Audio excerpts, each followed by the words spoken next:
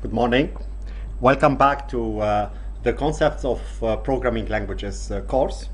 The topic of today will be data structures. We will take a look at the only data structure that is available in the programming language Prolog. Okay, as we said before, Prolog is a logic programming language where writing a program consists of writing facts and rules. Okay, and the only way how you can actually define data structures is to use the concept of a term, and this is what we did last time, where we defined some data structures like lists. We were also thinking about linking this course to the data structures and algorithms course, and that's why in the tutorials and labs we looked at binary trees. We defined also some of the Prolog predicates to deal with binary trees as well as binary search trees. Thus, the topic of today is just to take a look at the predefined data structure, or the only predefined data structure in Prolog, which is a list. Okay, thus a list is defined actually using two square brackets, where inside the list you can have elements, and the elements can be anything.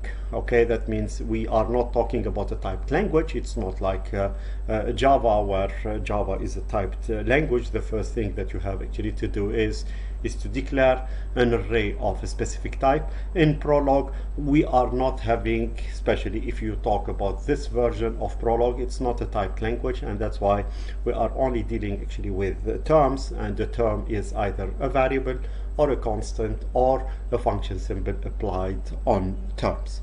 Now, let me show you how the whole thing is defined in a Prolog. That means if I have a list, okay, and the list consists of, let's say, 4 elements. Okay, these four elements could be, in this case, 1, 2, 3, 4.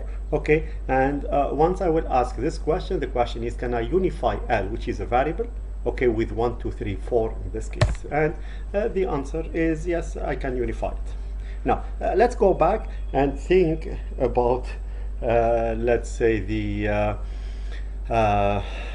definition of a list, okay, as we did it last time, which was actually defined by a user. That means we were having a user defined data type in this case. Now the question is, what is a list? Let's define it. A list is either empty, that means I don't have any other elements. In this case, it's defined in Prolog with, let's say, 2 square brackets, okay, and inside the square brackets you don't find anything. Okay, or the list consists of an element which corresponds actually to the head, and the tail which corresponds to a list. And that's why if I want actually to define it, it's defined as follows in Prolog with H and then bar tail. Okay, that's if this one I would like to unify it with 1, 2, 3, 4. I know exactly that the head corresponds to 1 and the tail corresponds to the list 2, 3, 4 in this case. That's once I will run it, then I will get, yeah, I can unify, let's say, the list H bar T, okay, with the list 1, 2, 3, 4, where the H is equal to 1 and the tail is equal to the list 2, 3, 4 in this case. Okay, that's just actually look at the following. What I can do here is I can write A. Okay, now 1 is a term, A is a term, and at the end of the day, Prolog will not complain because I'm not talking about a typed language. Thus, if I have actually a term in my list, then actually this term will get accepted. I don't have any problem. Okay, if I write it actually with X, okay, this one will work too. That means in this case, even if you would replace X by f of A, okay, we said functions are uninterpreted in Prolog. Then in this case, Prolog will tell you, yeah, I can unify it.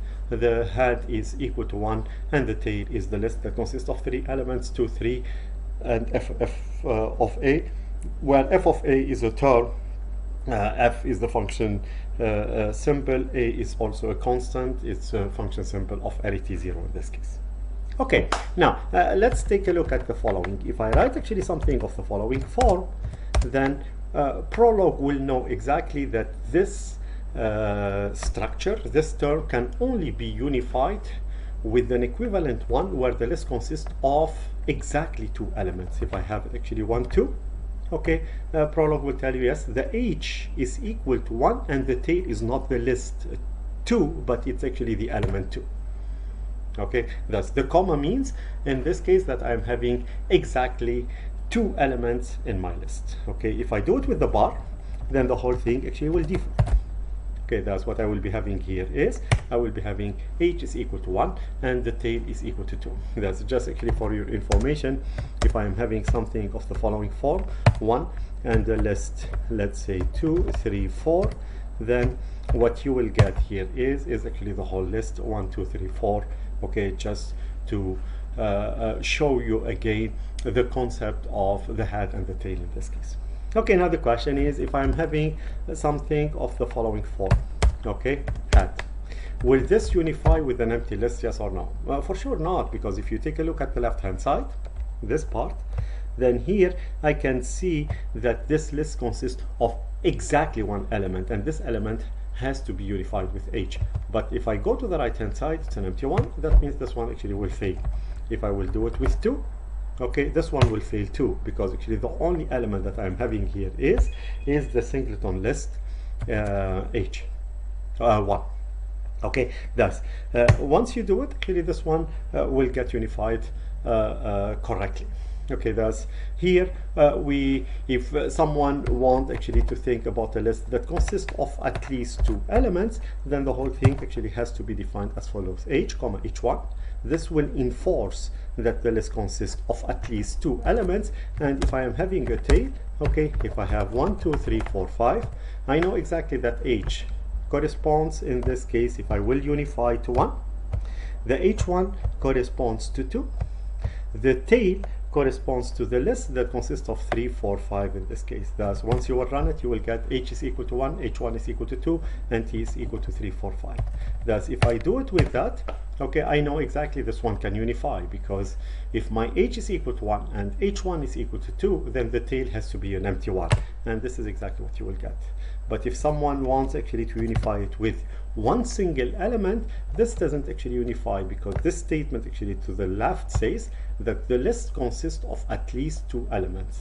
This statement to the right says that the list is a singleton list. And we will go and we will implement our first predicate. The predicate should get me the first element of a list. Now, we will implement now a predicate that takes two parameters. Okay, the first get first. The first one is the list. In order actually to get an element from a list, then I know exactly that the list should consist of at least one element. That means I will do it with head and tail. Okay, and what I will be returning in this case is the H. Thus, if I would have to implement a method in Java to get me the first element of an array, what I need to implement is a method that takes one parameter and returns, let's say, the element. However, since Prolog is based on logic programming and everything that I implement is just a Boolean function, meaning a predicate that returns either true or false, I have to simulate functions as we saw last time, okay, using predicates just by adding an additional parameter for the predicate in this case. Now, let me go and let's go and consult. Now, once we do it, we get a warning. It doesn't hurt. But here, if you look at the reason why we are getting a warning, it tells me I am having a t that I'm using as a parameter. However, I don't use it neither in the body nor in, let's say, the other parts of the parameters. And that's why it tells you it's a singleton variable that I haven't used at all. Now, you will see if I will just run it with a list that consists of 1, 2, 3. Then in this case, what I will be getting here is I will be getting L is equal to 1. It's just a warning. In order to avoid having the warning, you change, let's say, this variable that I'm using as a singleton variable, okay, with a wildcard. Now, once I will do it, if I will go here and I will compile, then in this case, what I will be getting here is I will be getting a correct result, okay, similar to the one that we had before. Now, the nice thing is in logic programming is that some of the predicates that we will be implementing could work in different directions. Okay, that means I can either propagate backwards or forwards. Now, what do I mean with it? Now, here, assume I don't know exactly how the list will look like. However, I know exactly that the element that I will be having as a first element is 6. Now, I would like to know how the L will look like. And the nice thing is, since everything is based on unification, my L will be unifying, in this case, a list that consists of at least one element. And I know exactly that this first element is 6 because actually this H is identical to this one. Then what I will be getting here is I will be getting that the list consists of, let's say, at least one element. This element has to be the first one, and this element has to be 6, which is clear. If this is not the case, then the whole thing will not work, because if I will be getting, for example, a list, and I would say, assume my list has 5 as a first element, and a tail list that I don't care about. What I need to get here is false. It cannot be, okay? The first element of the list should be 5. However, I'm having actually 6. It doesn't unify, and you get false in this case. It looks nice.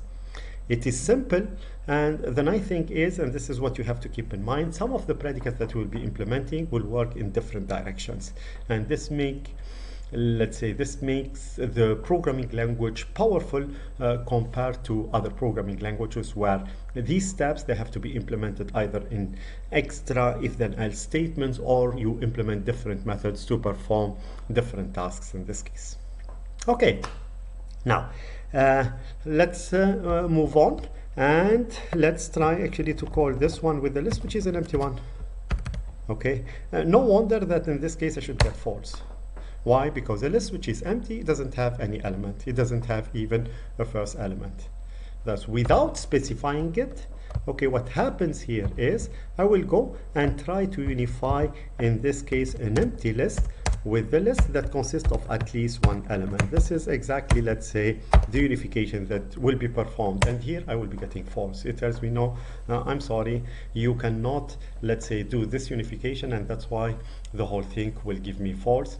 And here I will understand from it that, okay, in an empty list, there is no element, and that's why I will be getting no, false. Okay, let's go to the second predicate. The second predicate is the well-known one, okay, where I will be having a list that consists, for example, of 4 elements, and I want actually to find its length. Okay, thus I will go and I will implement a predicate called length. Okay, and you have always to think about how the data structure is defined.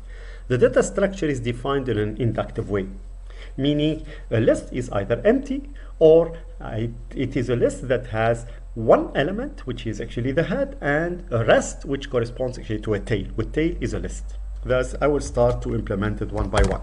Okay, if my list is an empty one, then the length of it will be, in this case, 0.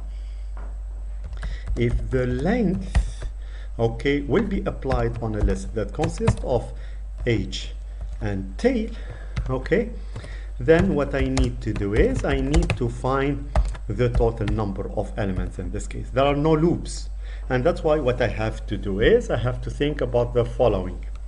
If you give me a list, okay, and you tell me the list is 1, 2, 3, 4, give me please the total number of elements in this case. I will tell you the list is not empty. If someone will be able to give me the length of 2, 3, 4, which I know it corresponds to 3, I will take this 3 and I will add 1 to it, which corresponds actually to the let's say the number of the first element in the list, which is actually only 1. Just actually for information, this shouldn't be considered to be the value of it, but I will say the length of this list is 2, 3, 4, and to calculate the length of the whole list, just actually add 1 to it, and in this case you will be getting 4 as a result. Okay, having said that, I will just try to think of implementing it. What I will do is I will call the length with the tail, then I will be getting n1. And now what I need to do is I need to find a relationship between n1 and the list. Okay, thus n will be equal in this case to n1 plus 1. Now once we have that, if I will go here and I will make, then I will be getting an error. Okay, just actually for information, the error that I'm getting actually tells me there is already a kind of a procedure, a predicate that is defined in Prolog. It's predefined, it's called length, and that's why what I will do is I will go and call it length 2.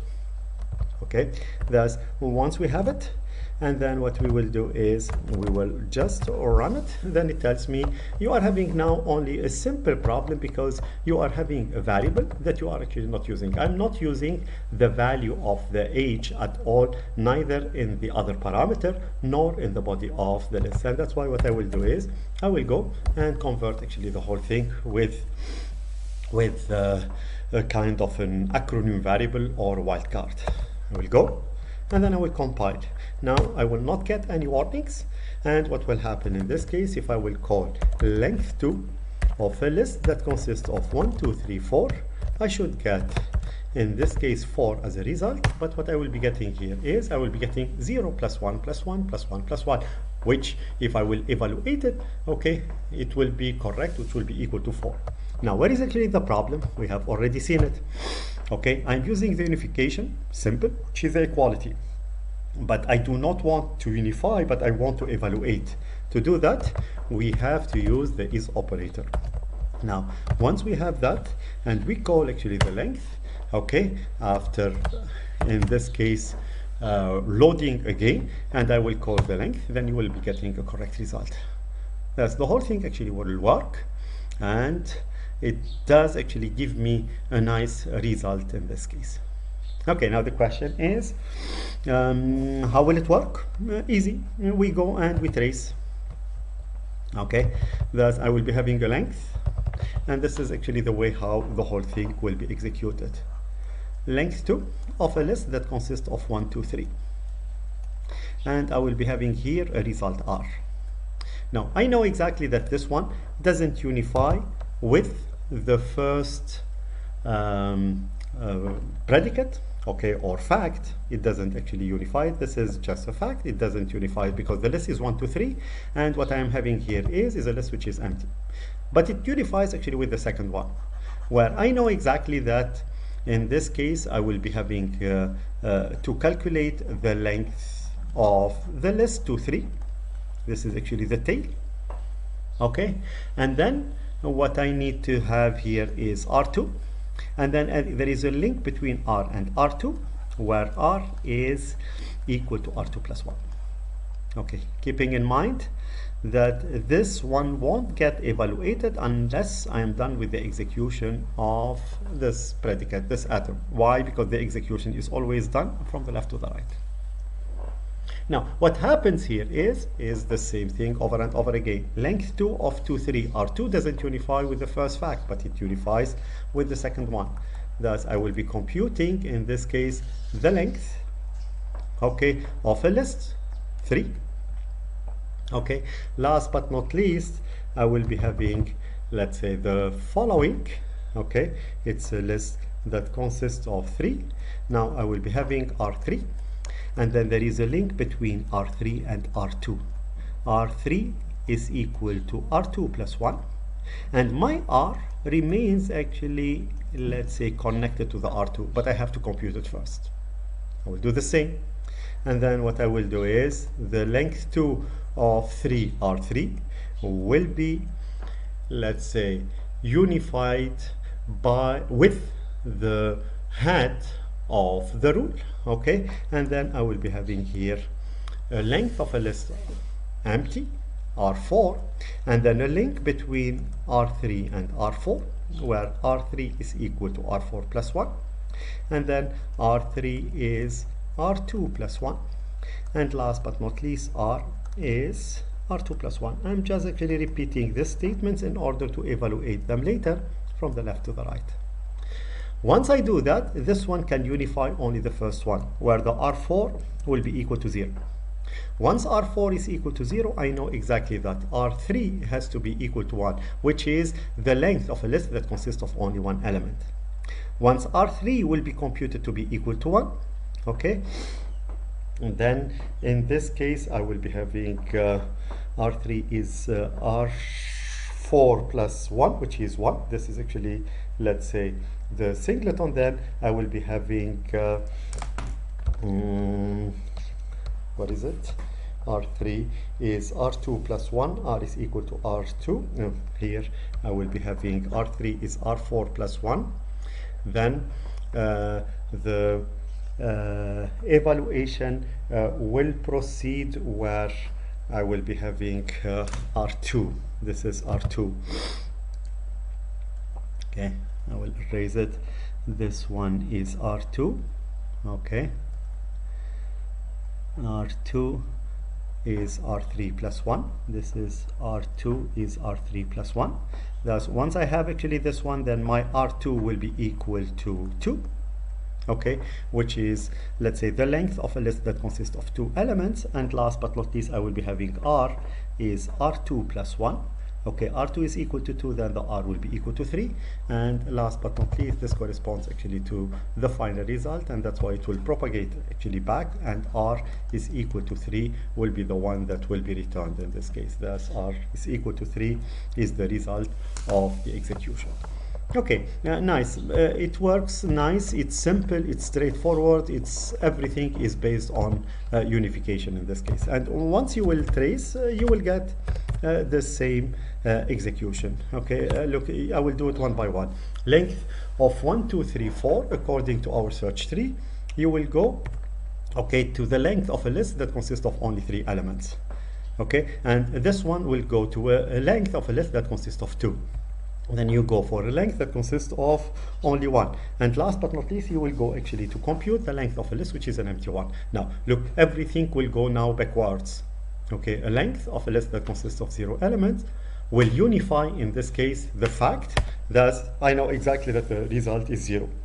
And I have always the variables that are actually connected to, let's say, the length of a list and the length of a list without the first element. Then you go back and you just actually do 0 plus 1 to get, let's say, the result of the length of a list that consists of only 1 element. This is 1. Then you go further. You take actually this one and you plug it into the variable in order to compute the length of a list that consists of 2 elements. And then you go actually further, okay, you plug it and then you get the length of a list that consists of 3 elements. And last but not least, you will go and you compute it now, you compute actually the length of the whole list that consists of 4 elements, and the whole thing will be done backwards. Now, once we take actually this one, and then we, let's say, call the following, okay, I want actually to get the list, length of a list. The length of a list, I know it's equal to 2. Okay, now, I would love actually to see whether there is a kind of backward propagation that I will get, okay, where I should expect a list that consists of any 2 elements. And the nice thing is, which looks actually like magic, what you will get here is you get that the length that I will be getting here is a list that consists of exactly 2 elements, which is really nice. Okay, now if I will do it with the length and n, now what you will be getting is the following. It tells you if L is equal to an empty list, then n is equal to 0. And then you ask, let's say, further. It tells you if the length, if the list is consisting of only 1 element, then the n is equal to 1. And then what you will get here is you will get actually all values in this case, which is really nice. Okay, the question is, let's see how this one will work. I'm sorry, I will do it with length 2, not length. Okay, thus length 2 will give me actually this one. Okay, and since actually I'm the one who defined it, you will see that actually its behavior will be a little bit different, because this one will give me one result. Okay, now I will abort the length. Look, will give me the length of the list L, which is the predefined 1 and 2, will give me only one list, and it doesn't actually go to a backtracking. However, my length 2, which is the one that I defined here, gives me the following result. And then what else? It gives me, let's say, other alternatives that I can explore, meaning my implementation doesn't correspond 100% to the implementation of the length. And the question is, why am I running into a non-terminating program? This is really nice that we want actually to explore, let's say, with a tracing part. Now, the question is, what would have happened if I am having a list L? Okay, and I will be calling it with ln length. This one is the predefined one of Prolog. This one actually works properly. Okay, you get actually all lists, since the, let's say, natural numbers, okay, are infinite. You will not be able to collect all results in a list or in a collection. Okay, and that's why here you will be getting all results one by one. Now the question is, what if I will do it with length 2? Will it work, yes or no? And what you will get here is you will be getting also a nice result, which is similar to the one that we had before. Now I will go back and explore, let's say, why this one does give me the correct result, and after that doesn't terminate. Okay, this is actually the part there where we will trace, and I will urge you to do that whenever you want actually to have, let's say, something to understand. If you have let's say an execution and you want actually to see how the execution is performed, the best thing actually how to do it is to trace. Okay, thus I will go and I will just write length 2 of a list. Okay, a list is an unknown one. However, I know exactly that in this case the 2 should be the length of the list. This one, length 2, which is based on our implementation here. I will keep it actually to the right in order to see it. Okay, now look, what will happen here is length 2 L2. Okay, Prolog will try to unify it with this one. L can be unified with an empty 1. However, 2 cannot be unified with 0. And that's why I know exactly in this case that the whole thing, okay, should be now tried actually with the length 2 rule. Okay, thus the unification will succeed.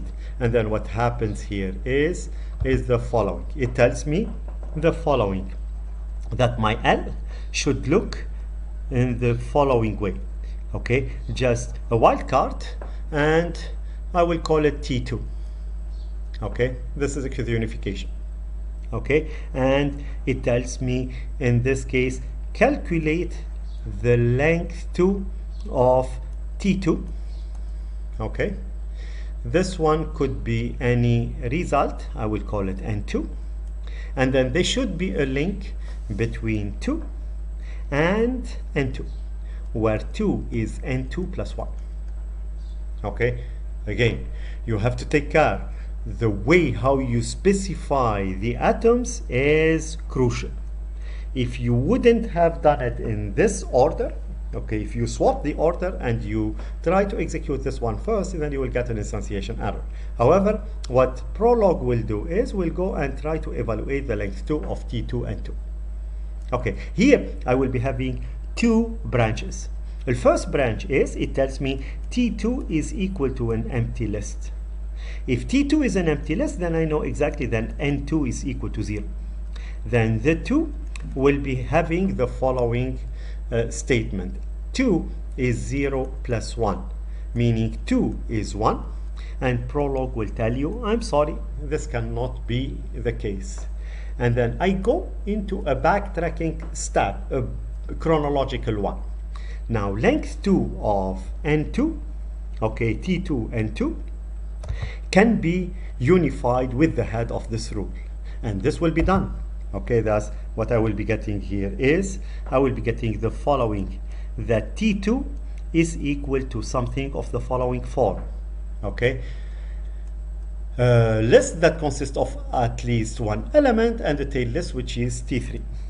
That's what I will be having here is I will be having length 2 of T3, and then I will call it N3, and then there is a link between N3 and N2, okay, where N2 is N3 plus 1.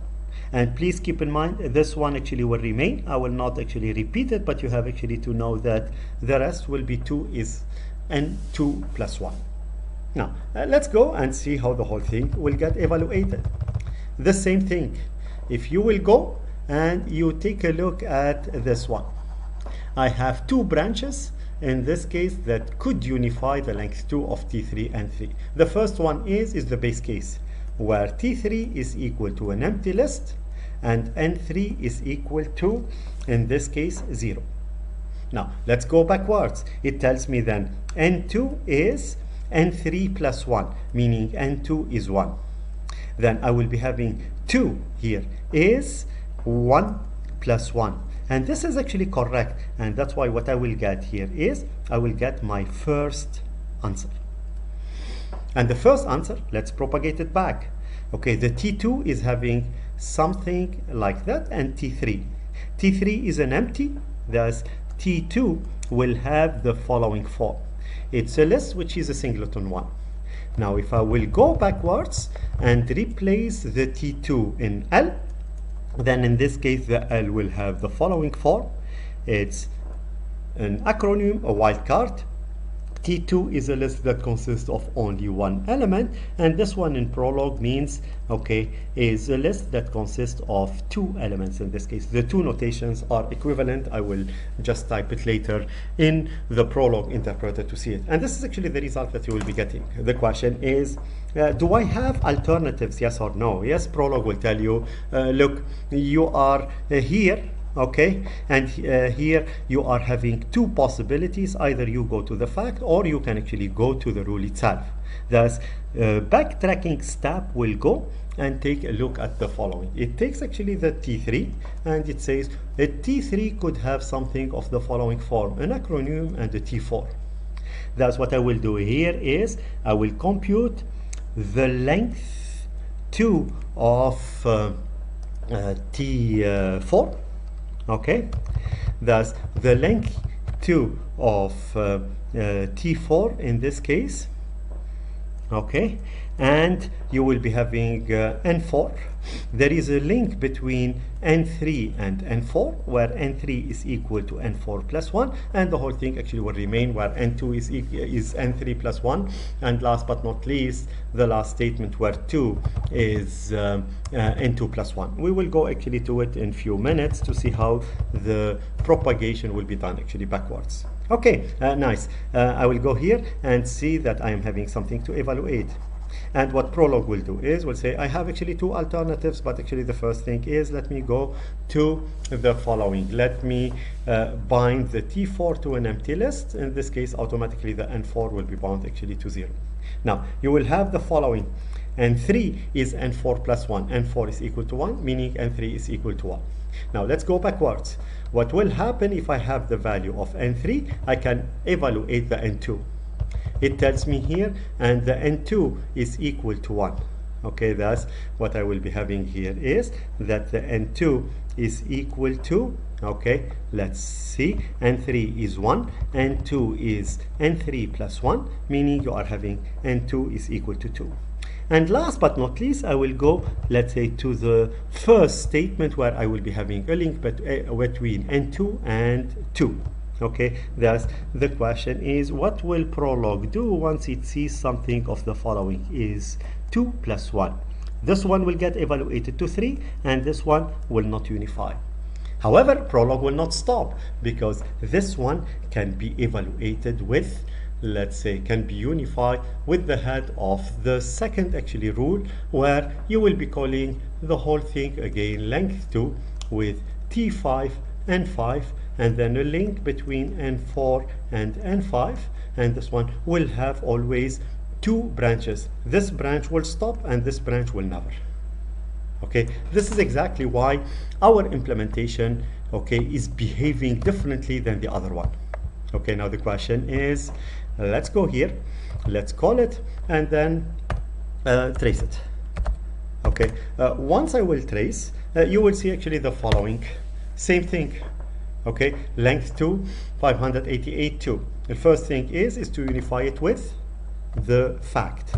It doesn't actually unify, it will fail. Okay, it will fail. Okay, now once it fails, this one, okay, it goes, because 2 is 0 plus 1, it fails, and then what it does is it goes actually and unifies it actually with the first one. Now you will see that you will be having a length with 2 variables. It will be bound actually to the first one. Then what I will be having here is I will be having length 2 of an empty list and a 0. Okay, what will happen here is 1 is 0 plus 1.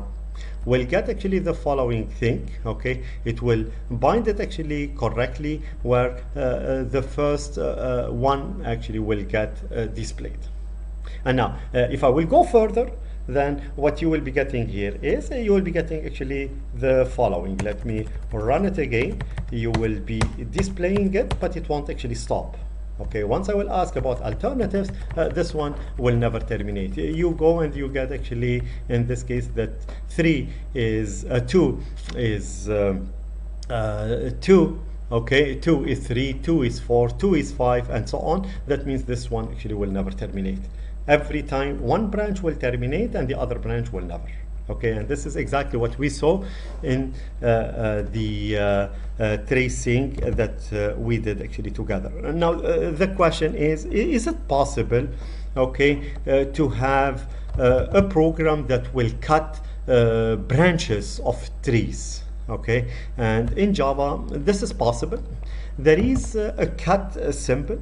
Okay, the cut symbol does or could just avoid to go to branches, okay, by cutting them, but they are actually dangerous, and that's why in Prolog we distinguish between 2 types of cuts. One of them is called a green cut, and another one is called red cut.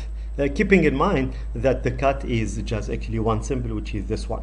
Now, what is a red cut? A red cut is something, whenever I use it, I could actually lose, in this case, solutions. Okay, this shouldn't be used. However, a green cut, and you have to know exactly how to use it and what kind of branches you should cut in order that you won't actually lose any solutions. Okay, just for information, it's a nice topic, but it's out of scope, okay, for this course. But just actually keep it in mind. Okay, Prolog is having the possibility, okay, to use a procedural operator like the cut in order to control the search tree and to suppress actually parts of it. Okay, now this is, let's say, the part about the length. And now if we want to implement a predicate, okay, that does the following, if I have a list 1, 2, 3, okay, and I would love actually to compute the summation of the list 6, then in this case I need to define a predicate, okay, sum, that takes a list and returns as a result the summation. Okay, now if you take a look at this implementation, okay, and the implementation of the length, most probably you will see a huge link between this one, okay, the length, and the sum. Okay, adapted. Now if this one, okay, will be called actually the sum, then I know exactly the summation of an empty list is equal to 0. However, if I have actually the sum of a list, okay, that consists of a head and a tail, then what I will do is I will compute the sum of the tail. I will store it in N1, and now what I have here is I need actually to find a kind of link between N1, N, and H. Okay, thus since I am summing actually the values, the H won't be an acronym anymore, it's not a wildcard. but I know exactly that n corresponds to the summation of the tail list, which is n1 plus the value of the h. This is it. Once I will do it, if I will go here and compile, then I get the summation of 1, 2, 3, and then a list called L. Then in this case you get, hoppala, you get here 6 as a result. You do it again, you get actually 6 as a result. And then if you do it with 1, 2, 3, 4, 5, okay, then the result will be equal to 15, which corresponds to 5 times 6 divided by 2, which is actually correct. Okay, looks good. However, you have actually to take care. I'm using here the is operator. Okay, and that's why if you will go and you will think about the following, I want actually to get, let's say, this summation of a list that consists of 1 and x, okay, and I will be having here 50. Now everyone actually should think that the x has to be equal to 14. Okay, however, once you will run it, you will get actually a problem because you are using the is operator. The is operator will be called with the right hand side, which is not bound, and that's why you get an instantiation error. And the question is, can we fix this problem? Yes, you can do it either in pure Prolog, or we wait actually till the next lecture, where we will see a kind of an extension of Prolog with something called constraint solvers, in order actually to deal with variables, and we won't actually deal with the is operator anymore, but we want actually to define everything as linear equations and try to have an algorithm that will solve these linear equations. This will be the topic of next lecture. Okay, nice. Now let's go to the second part, where we will go into more complicated algorithms. Thus I will have, if I have 1, 4, and 7, then this list is sorted. Okay, thus I will get true. However, if I have a list that consists of 10, 1, and 2, then this one actually should return for me false. Okay, thus I want to implement an algorithm that will actually solve this problem. Okay, thus I will do it as follows. I will call it sorted.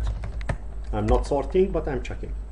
Now, if a list is an empty one, then in this case I know exactly it's a sorted one.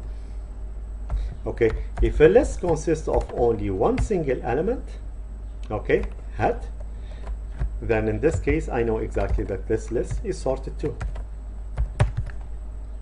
Okay, now if a list consists of more than one element, but at least 2, now the question is, how will I do it? I will do it with h1, h2, okay, and then tail. Now the question is, how will I do it? Okay, when should I actually proceed? I should proceed whenever I know that h1 is strictly less than or equal to h2. If this is the case, then I will check the sorted with the first element should be in this case h2, okay, and the tail list will remain as is. Okay, thus this one actually says take 2 adjacent elements, compare them with each other. If h1 is less than or equal to h2, then I know exactly I didn't actually detect any anomaly. And that's why what I will do is I have actually to check h2 with the rest of the list, and that's why I'm checking h2 and t whether it's sorted or not. Now we will go, and what we will do is we will actually compile.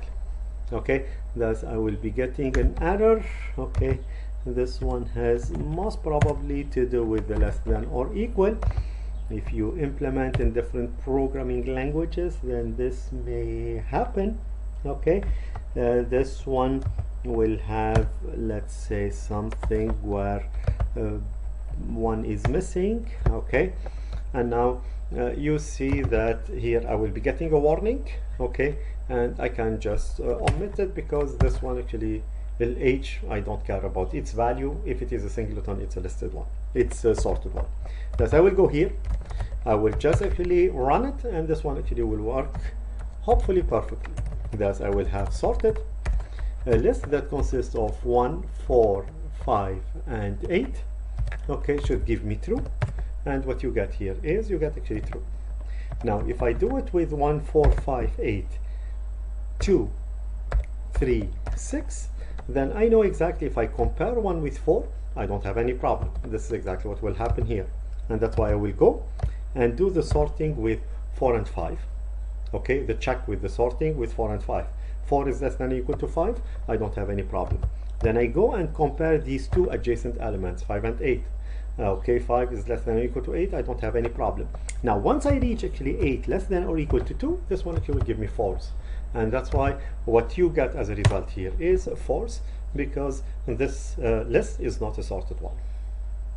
Okay, simple, easy, and you have always actually to think about what is my problem, okay, rather than actually thinking about how the machine will execute it. And once you state the problem, automatically the machine will be able actually to solve it if, let's say, the statement was specified correctly in Prolog.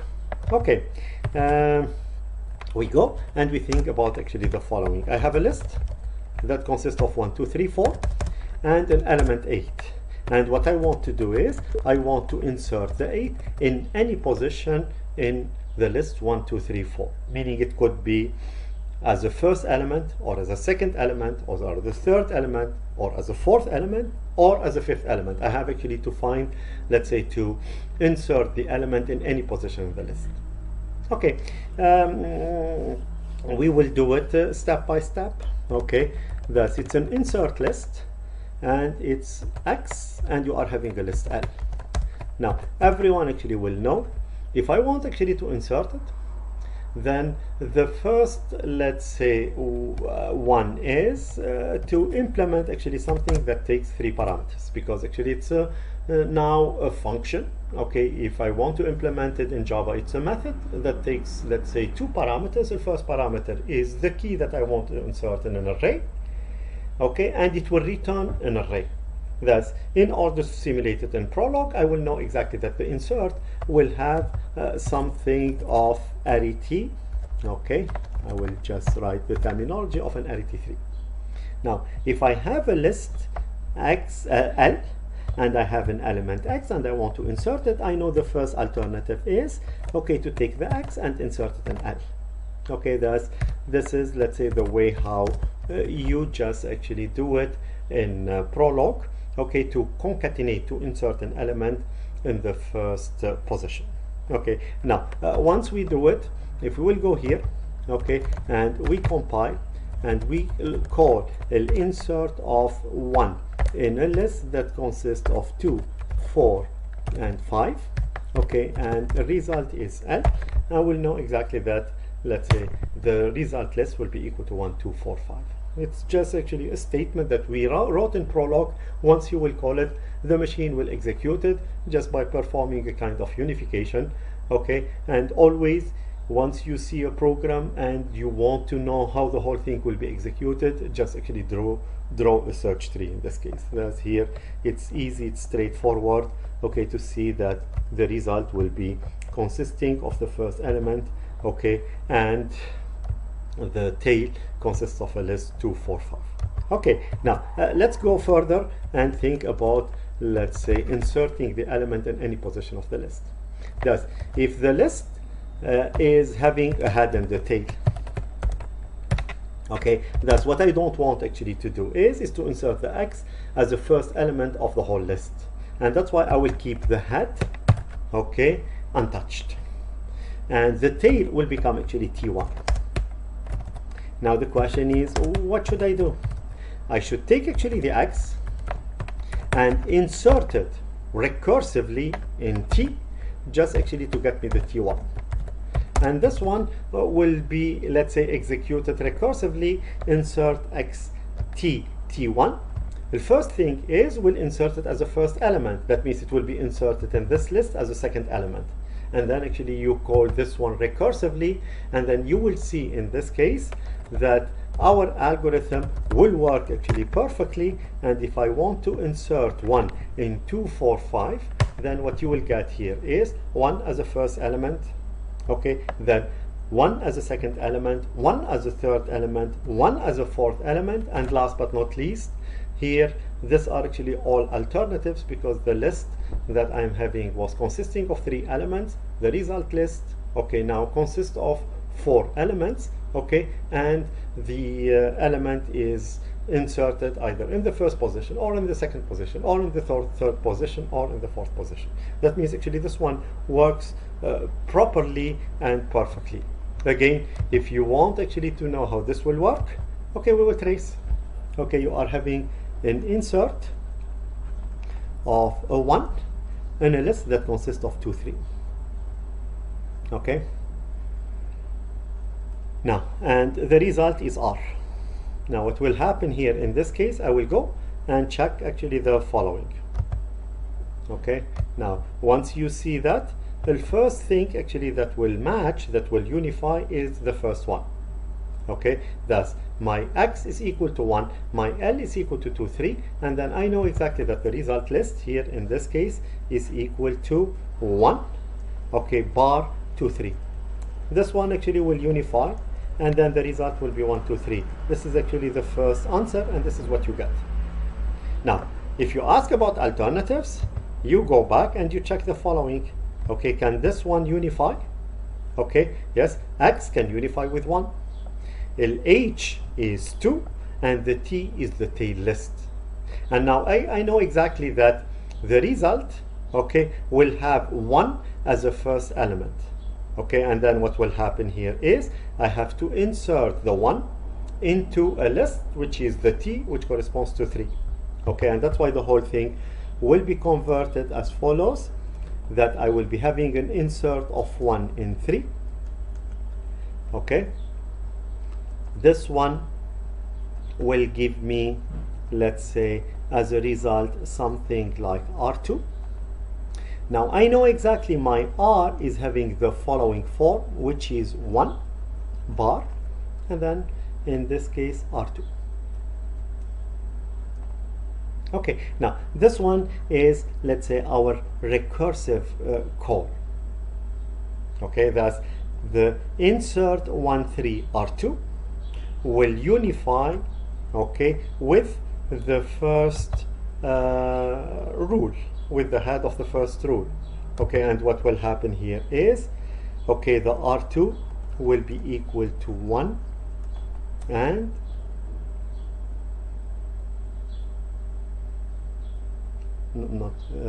insert 1 and 2, 3. This one will become 2. Okay, thus I will be having here 2. Okay, and this one will become 1, 3.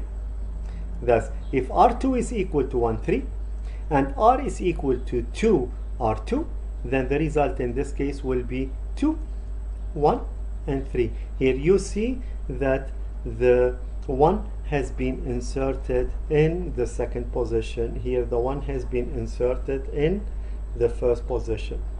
Okay, now keeping in mind that this one has an alternative where an insert of 1 will be inserted in an empty list, and you will be having R3. However, I know exactly that R2 will consist of the list 3, okay, and a tail list, which is R3. Okay, thus if you get insert 1, empty list, and R3, the only one actually that I can get here is that the R3 is equal to a list, okay, 1, or is equal to R2. Okay, then R3 in this case will be equal to a list which is 1. Then the R2 will be equal to a list which is 3, 1. And then the R2, the R will be actually a list that consists of 2 and 3 and 1. And here you see in this case the last one, where I will be having the element inserted in the third position. This is exactly how it works. And just for your information, okay, if you want actually to trace it, and you want actually to see how this one will work, you do it actually with the trace, and you see exactly what will happen in this case. Okay, I will be having 2, 3, okay, list L, and then you will see 3 branches that will give me the 3 results, and after that I will stop. Okay, the first one is I insert 1, 2, 3. In this case, the first one is the one that will be called. Okay, thus I will get an exit, and the 1 will be inserted in the first position. Then once I want actually to ask about alternative, I will undo the insert 1, 2, 3, because there is another alternative where I will be unifying the insert 1, 2, 3, okay, a variable with the head of the second rule. This one will go and call the insert of 1, 3, because the 2 will remain now the first element of the list. Okay, this one has let's say 2 alternatives. The first alternative is to insert the 1 in the first position, then I will be getting 1, 3, and then it goes actually backwards. Thus this insert of this one will become 2, 1, 3, and this will be the second answer. Now look, once I will actually undo, the undo will be actually done on this insert, and this is exactly what you see in our tree, where the undo is, let's say, this one. Okay, there is always a kind of a corresponding step in the search tree versus actually the trace in this case. Okay, thus you will do it. Okay, I will get the call that I'm inserting 1 in an empty list. The result is an empty list, and then I go backwards. That's actually the intermediate one, that the list is 3, 1, and then this one will have an exit that the result list, which is my L, is equal to 2, 3, 1. If I will ask about alternative, then Prolog will tell you there are actually no other alternatives. I cannot actually redo, I cannot unify it with any other one, and these are actually the only 3 answers that I will be getting. Okay, and that's why if you want actually to run the insert on a list that consists of 1, 2, 3, 5, 6, and 7, okay, you will be seeing that the 1 will be inserted in the first position, in the second position, in the third position, in the fourth position, in the fifth position, in the sixth position, and then I'm done. Okay, nice. The question is, let's actually play a little bit around with the insert. Now, if I am having an insert of an element, okay, and this one is having 2, 3, 4, 5, okay, and I know exactly that the result list is 2, 3, 4, 5, and 1. Okay, now the question is, can this algorithm work in let's say a backwards manner, yes or no? Okay, I will tell you it should. I'm not using any is operator here. Okay, I'm using only unification, and that's why the x has to be bound actually to 1, and if you ask about alternative, then there is actually none. Okay, and this makes actually Prolog really a nice programming language. It looks actually like magic, but actually the whole thing is based on unification. Now look, if I have actually the following, okay, x 2, 3, 4, 5, and then I will be having here let's say something of the following form, 2, 3, 2, 3. Okay, here I should get actually a false, because you cannot insert an element in a list that consists of 4 elements, and the result will be a list that consists of only 2. Okay, thus if I have actually this one and I have it as a result list L, okay, then I think is, okay, can I work with variables in this case? Okay, if you take a look at this one, Prolog will not actually mind. It tells you x will be inserted as a first element, as a second element, as a third element, as a fourth element, as a fifth element. Okay, now if we go let's say to the first one, okay, where I will be using, let's say, the insert x 2, 3, 4, 5, that gives me in this case that x is equal to 1. Okay, the question is, can I define the delete using an insert? I want to delete x from L to get L1. The question is there a link? If you take a look at this code, is there a link between the delete and the insert? Okay, I will tell you, the delete of x L, if it gives me L1, then the insert of x in L1 should give me L in this case. Okay, just a statement, and I don't need actually to think about a new, let's say, algorithm to implement actually how the delete will be done, but I will be basing everything on the insert. Okay, and the nice thing is, once you will compile this one, okay, and you will ask about, let's say, deleting an element x, okay, which is 1, from a list that consists of 1, 2, 3, 4, 5, and 1, and then a result list L, what you will be getting here is you will be getting false. The question is, why is this the case? Okay, let me call it delete 2, Control S, I will make, okay, and then I will be having delete 2 of a list that consists, yeah, okay, because the delete was using, let's say, the predefined one, then you will be getting 2, 3, 4, 5 and 1. Okay, then once you will do it, you get 1, 2, 3, 4, 5. That means I'm deleting actually the second element. I'm not deleting all, let's say, ones from the list, but I'm deleting one actually from the list. And if I will ask about alternatives, you get actually in this case false. Okay, that's this one actually works. This one works properly, and the whole thing, okay, will give me in this case a correct result. Okay, now look, if I take actually the delete 2, and then what I will have here is a list that consists of 2, 3, 4, 5. Okay, this is, let's say, the output list and the list L. Okay, the question is, how can I, let's say, delete an element from list L in order to get 2, 3, 4, 5? Okay, where should the 1 occur? And how many times should the 1 occur in the list L? First of all, it has to occur only once. Okay, and second of all, it could either occur in the first position, or in the second position, or in the third position, or in the fourth position, or in the fifth position. And if you are asking about alternatives, this one actually will never work. Really nice, just actually something that will work in both directions, because if you take a look at both, let's say, implementations of insert as well as delete 2, you see that in this case I'm not using this operator. A kind of unification will do the job. And again, you sit at home, you think about, let's say, a query, you type it, either you trace or you do the search tree as we were actually doing together. Okay, now I want to go, let's say, to another predicate. If you have to implement it in Java, most probably you have to think, let's say, twice about the way how this can be done. Most probably you will need a lot of loops, or you need a specific data structure to implement it. But in this case, I want actually to do the following. I have 1, 2, 3. Okay, and what I want to do is I want to implement an algorithm, okay, a program that will give me the following. It should give me 1, 2, 3.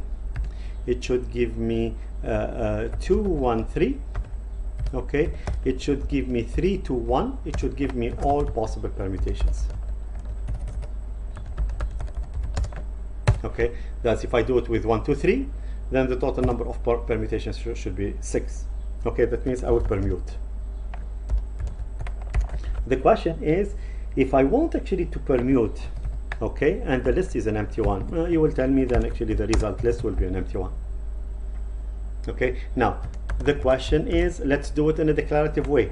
I want actually to permute a list that consists of a head and a tail, meaning the list consists of at least one element. Okay, what will be the result?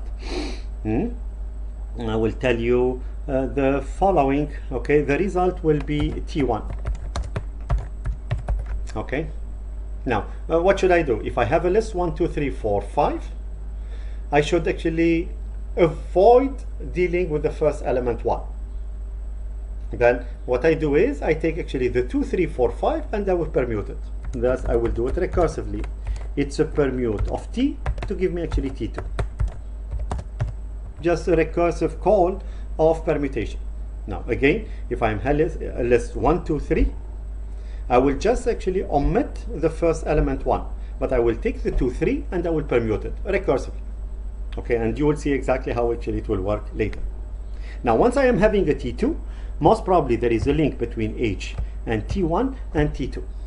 Now I know exactly if I take H and I will insert it in T2, this one actually should give me the T1, and this insert should be inserted in any position in the list T2. And the nice thing is, once you will do it, okay, you permute, Okay, and what you will be getting here is, if a list consists of 1 2 3 4, let's start with 1 2 3, and then a list L, then okay, once you will do it, you get 1 2 3, you get 2 1 3, you get 2 3 1, you get 1 3 2, you get 3 1 2, 3 2 1, and these are actually the 6 permutations. If you do it actually with 1 2 3 4, okay, then you will be having 4 times 3 times 2. Okay, in this case you will be having 24 actually permutations that will be displayed. Okay, now the question is it possible actually, if I'm having a result like that, just to put the whole thing in a list, to store actually the whole thing in a list? I will tell you yes. What you do is you use actually something called set off. The set off is a predicate that takes 3 parameters. The first parameter is, what do you want to collect? Okay, I want actually to collect L, which is coming from permuting, okay, from a list which consists of 1 2 3 4. Okay, the result will be L, and now I will put everything in a set, and my set will be R. Okay, that's again, I will be calling permute of 1 2 3 4 5 L. If it gives me more than one result, this is what I will be collecting, and I will put it in a list which is actually called R. And then what you get here is, you get R is equal to the whole list. Now if you want actually to check whether this one is correct or not, you will call it with length 2 of R that we implemented actually a few seconds ago. Okay, it tells you, and the N2 is equal to 24. Okay, because the total number of permutations corresponds to n factorial. If n is equal to 4, okay, then the total number of permutations will be equal to 4 times 3 times 2. If I do it with 5, you should get actually 120. Thus I will do it with 5, and what you will be getting here is, you will be getting 120. If I do it with 1 2 3 4 5 6, then in this case you will be having 720 permutations, which corresponds to 6 times 5 times 4 times 3 times 2 times 1. Okay, this is actually how the permute will work. Really nice, simple, straightforward, and declarative. Okay, now again, try actually to think about implementing this one with, let's say, the knowledge that you got from CSEN403, CSEN202, and CSEN301. You will actually notice that the implementation of the permutation in an imperative programming language like Java won't be as straightforward compared to an implementation of the permutation, because search is already predefined in the language itself. That means a lot of things you really do not need to care about them yourself. Okay, we go further, and what we want actually to do is, we want actually to implement the following. I have 1 2 3 4. Okay, and what I want to do is, I want to have 2 lists, okay, 5 6, and then what I want to do is, the result list will be just an append. I have to get 1 2 3 4 5, and then 5 6 as a result. Okay, now you have actually to take care. Okay, if I am having actually 2 lists, okay, let's assume a list is 1 2. Okay, some people will tend actually to do it with just the following. They take actually the first list, assume actually the first list is 1 2, and the second list is 3 4, and they will think that actually the whole thing will be flattened automatically, but this will not happen, because actually the result of this one is a list that consists of one element, which is the first element is the list 1 2, and then comma 3 4 in this case, which is not what I'm intending actually to do. And that's why anything that you will try without actually thinking about the program recursively will not actually work. Okay, thus we will go and we will try actually to implement it. I will implement a predicate called append. It's append 2 because append is already predefined in Prolog. Okay, this one will have actually the following. If it is an empty list and I'm having, let's say, a list L, then I know exactly that the append will give me an empty list. A list L, I'm sorry. Okay, that's once I will run it. Okay, and I will make, and I will be having, let's say, something of the following form: append of an empty list and a list that consists of 1 2 3 4. Then I know exactly that this list actually should be equal to 1 2 3 4. Okay, yes, it's a simple one.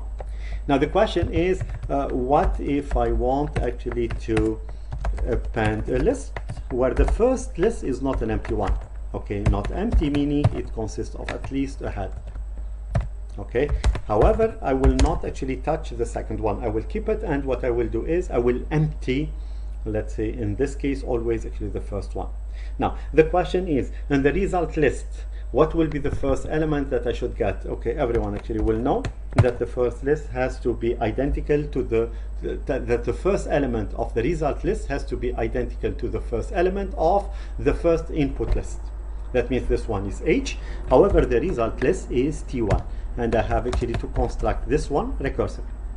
Now how? I will take it and I will try actually to find a kind of a link between T, L and T1. I know exactly that if I take T and I append it to L, then the whole thing actually will give me, in this case, T1. It's just a recursive one, similar actually to the permute. Okay, if I want to append an empty list with anything, then the result will be anything.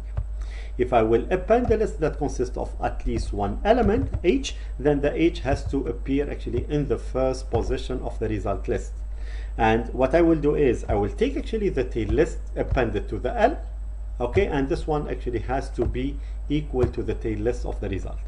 Now once we do it, if you will, let's say, compile and call append to of a list that consists of 5, 6, 7, then the result will be equal 5, 6, 7, 1, 2, 3, 4, and the list actually is flattened in this case. That means this one actually works perfectly, and just actually for your information, you won't be able actually to implement the append to, okay, without using actually recursion. Okay, now the question is, if I want actually to trace it, how will it work? Okay, now it's easy. We go and we do actually an append of 1, 2, okay, and the list that consists of 3, 4, 5, 6, okay, and this is my result list in this case. Okay, now the first one will not actually hold, because if you go and you take a look at let's say the first rule, okay, the first one has to be an empty one, but this is actually not an empty one. Okay, that's what will happen in this case. Okay, that the R will be equal to 1 and a tail list T2. Okay, this is, let's say, the first binding. However, what I need to do is I need to take actually the 2, okay, append it to 3, 4, 5, 6, okay, and what I should get as a result in this case is, okay, R is equal to 1 T2, and this one is actually my T2.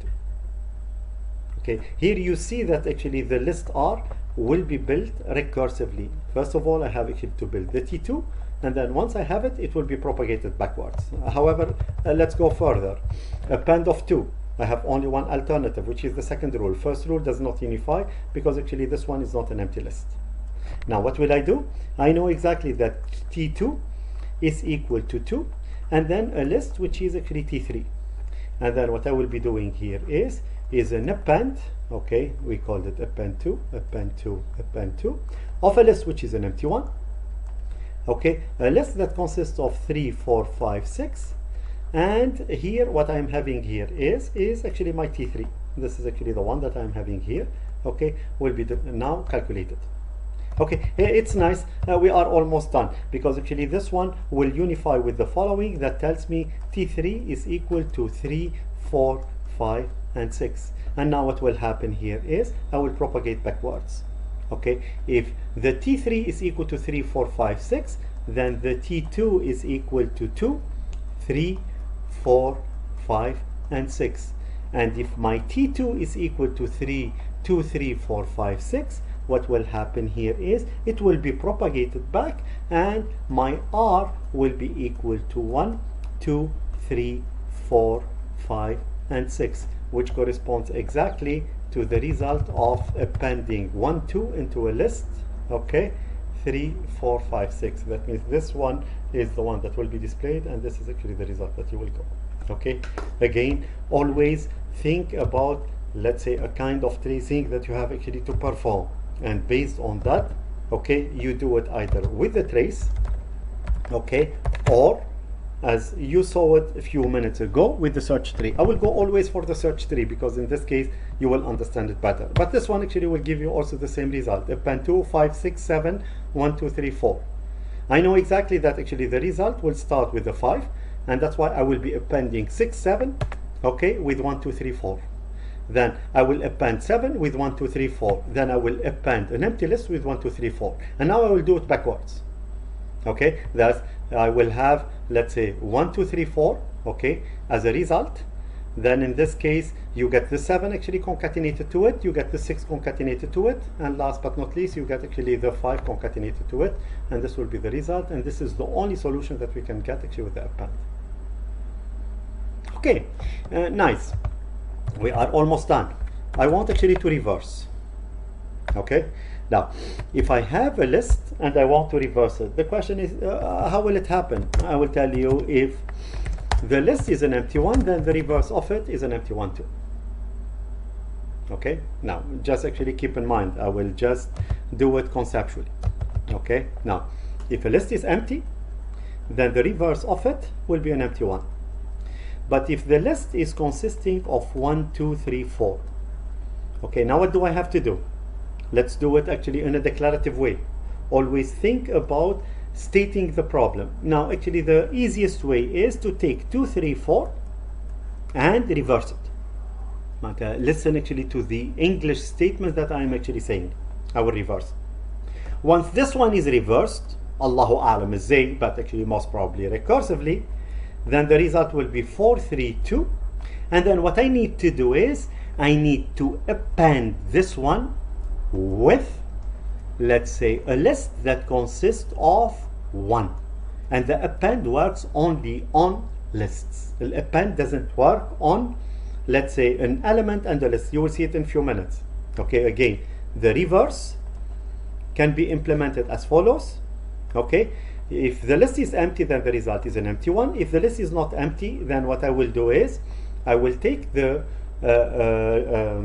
tail of the list without actually the 1, and then I will reverse it. Once I will do it, I should get as a result 4, 3, 2. Then what I need to do is I need only actually to append the 4, 3, 2 with the 1, which is with the append 1. Okay, now let's go back actually to show you that the append won't work, let's say, with the elements. You will get actually a problem in this case. If I am having append 2 of a list that consists of 1 and then 2, 3, 4, okay, and the list L, what you will be getting here is you will be getting false. It doesn't actually work because it expects always here, let's say, something which consists of let's say a list. This one actually will work. Now if I am having here a list, if I am having here append 2 of a list that consists of 1, 2, 3, okay, and lists, not a list 6, this one actually will not work either. It actually gives you 1, 2, 3 bar 6, meaning actually it's a term. However, actually if you do it like that, then this one actually will be the correct way. That means you can only append, let's say, 2 lists in this case. And just actually for your information, append is really a nice algorithm, because actually if you have 1, 2, 3 and then you are having a list L, and you know exactly that the result will be 1, 2, 3, 4, 5, 6, okay, the append 2, if you take a look at it, is not using an is operator. That means in this case usually these programs will work in multi-directional way, and then what you get as a result is 4, 5, 6.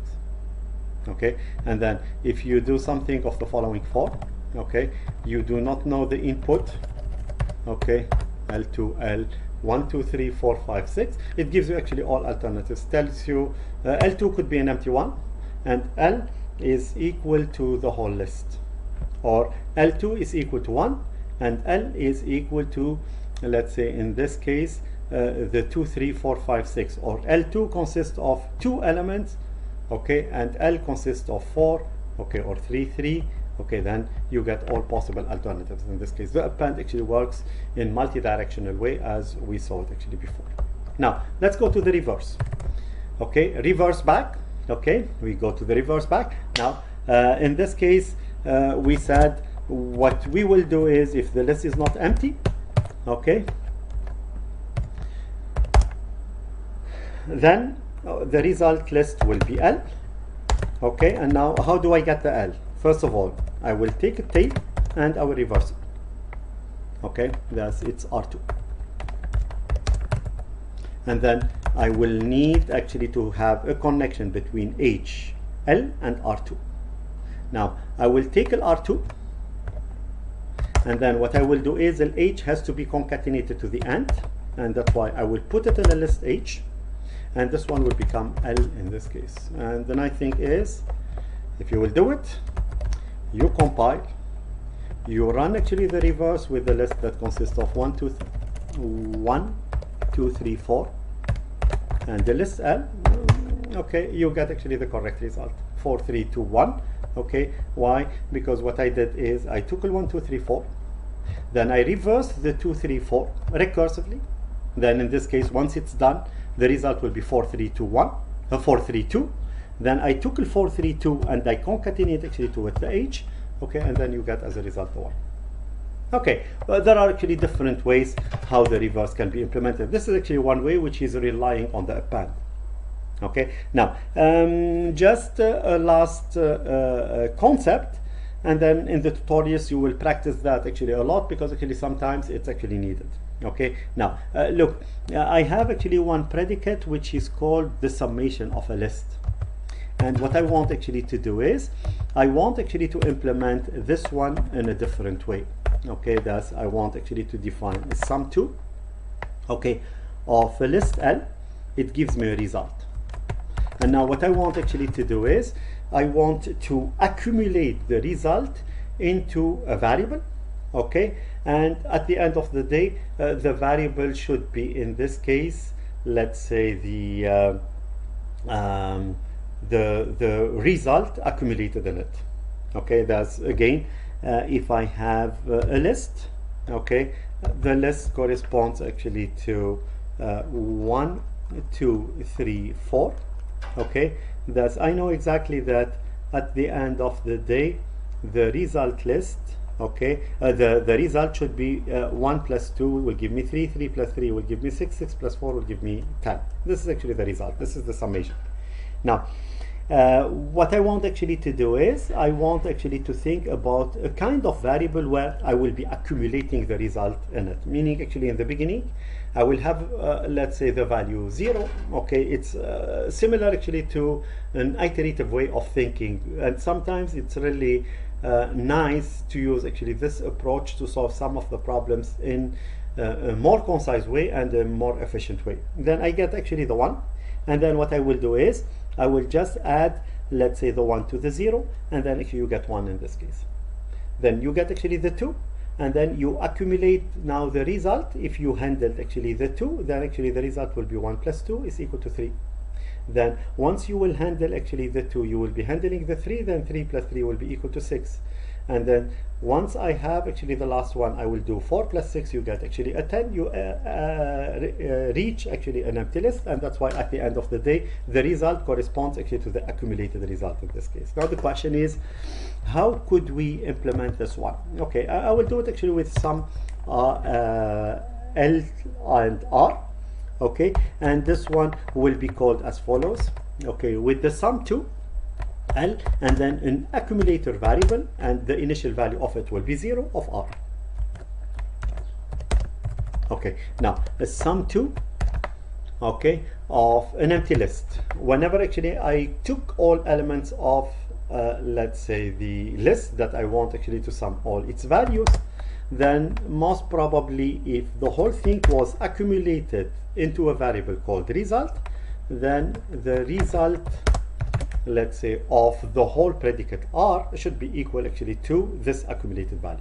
Okay, that means if I kept on emptying actually the input list and the values were accumulated in this result, then the whole result of the summation will be actually equal to this value in this case. It cannot be actually different in this case. Now the question is, what if I have a head and a tail?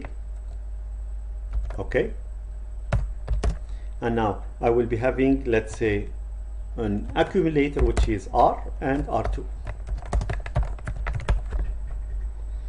Okay, what I need actually to do is I need to find a kind of a link between H and R and R2 and the tail list. Okay, and this one has to be done, let's say, in two different steps. First of all, I will get N, I will get the H and the R that has been accumulated before. I will put it into a variable which is called N. Okay, thus I have already handed the H, I have already stored it in the R in this case, and if the R starts with 0, then in my N I am having only the value of the first element. Now what I will do is I will call the sum2 with the tail list. However, the accumulator variable will change from R to N. Okay, and the R2 will not change because actually this will be, let's say, the final value of the result in this case. Okay, now once you will compile and once you will make this one and you call sum2 of, let's say, a 1 2 3 4 and the list L, I'm expecting L to be equal to 10, and you get as a result L is equal to 10. Okay, now just to finalize this lecture, how does it work? Okay, now let's do it step by step. Now I'm calling sum2 of a list that consists of 1 2 3, and this one is, let's say, a variable x. Okay, now this one will call sum2 of 1 2 3 with an initial value 0 and then x. Okay, now I will go step by step. Okay, and if you take a look at this one, then the first element is not an empty one. That means it doesn't actually match the first one. Okay, thus what I will do is I will define a new variable. I will call it n. N is equal to 1 plus 0, meaning in this case the n will be equal to 1.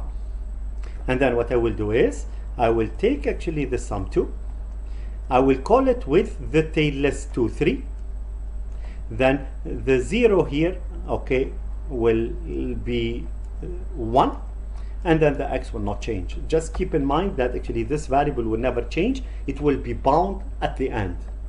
Okay, thus I will go further. It's sum2 of 2 3 and 1.